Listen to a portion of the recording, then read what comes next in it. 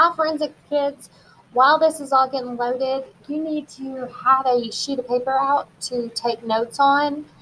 This is over measuring and sketching a crime scene. We're kind of starting in the middle on crime scenes, but this is the biggest part, so we want to kind of get it out of the way.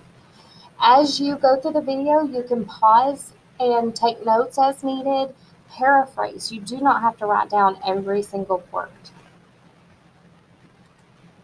So a crime scene sketch is just one of the steps in the actual processing of the crime scene. Um, it portrays the facts at the physical facts at the scene, and you can see sequence of events, what happens at the crime scene. So by getting kind of an overhead view of the scene, say blood spatter, you are able to see the path of, say, the victim. Um, One of the most important things about a crime scene sketch is that it gives precise location and relationships of objects and evidence at the scene. Pictures and videos just can't give you the depth and show you how big something is or how far away it is from another object. Um, it gives a mental picture for those that are not there and is a permanent record of the crime. A crime scene sketch helps when you are interviewing or interrogating persons, when you are preparing an investigative report, or presenting the case in court. It supplements photographs, notes, plaster casts, and other techniques. It's just one part of the big picture in crime scene processing.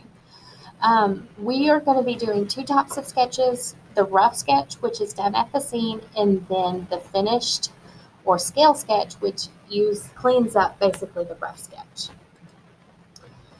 Here is a photo or a picture of what a rough sketch has on it. It is a pencil drawn outline at the scene, done after photographs and before anything is moved. The kind of the golden rule of crime scene processing is nothing is moved before it is photographed. If you look at this scene, you can see that all objects are labeled with a legend, and there are measurements of the evidence in relation to other objects. Sketch as much as you can. The more you have, the better.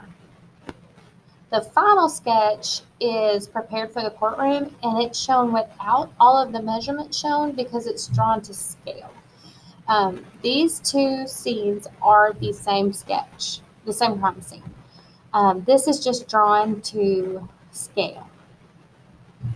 Um, it accurately depicts all the evidence with a legend. So A is the pistol, B is a bottle, there. So you're able to clean up the scene, and using a scale, you can see the measurements. This scale is about about half an inch is equal to 1 foot. So every half inch of picture is equal to 1 foot in real life. And these are also the same sketch. This scale is 3/8 of an inch is equal to 1 foot. So you can see it cleans it up a lot, makes it a lot less messy. This is what's going to be shown in the courtroom. This is what's going to be done at the scene. The first thing you want to do is make a plan, and then measure distances, make an outline. That may be the crime scene tape, it may be the walls of the room. Locate objects and evidence within the outline. Usually they're going to be marked with evidence markers, like so, with numbers. Record details on your notes, and identify the sketch with a legend and the scale. North should be at the top of the paper, and every sketch should have north labeled. Determine the scale. I'm going to do a video over scale, so do not worry about this part right here. But the rule is to take the longest measurement at the scene and divide it by the longest measurement on the paper. There are two ways to plot and measure distances of evidence. There's rectangular coordinates and triangulation. Rectangular coordinates use two fixed points. Fixed points are things that are unmovable, such as walls, doors, heavy furniture. This is common for rooms and indoors, usually because they have walls, and those can be used as fixed points. So you see every measurement makes a right angle, and you see everything is measured. Everything is measured. Triangular coordinates are easier for larger outdoor scenes, and so you use measurements to make a triangle between two fixed points. So here, I think this is a bullet casing. The measurement is to the wall locker and then to the dresser to make a triangle, and then to the chair and the bed.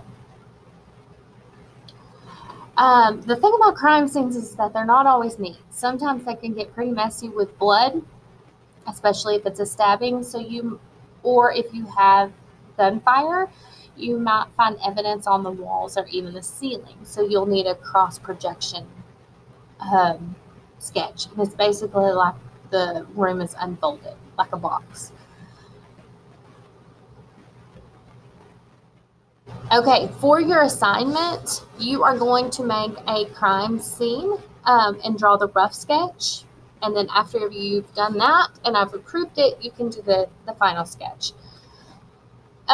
Create a crime scene. I recommend not making it very big, not like a big field.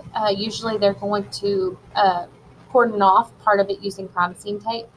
But my biggest rule is 1A, do not make me worry about you, about what you're putting on this paper.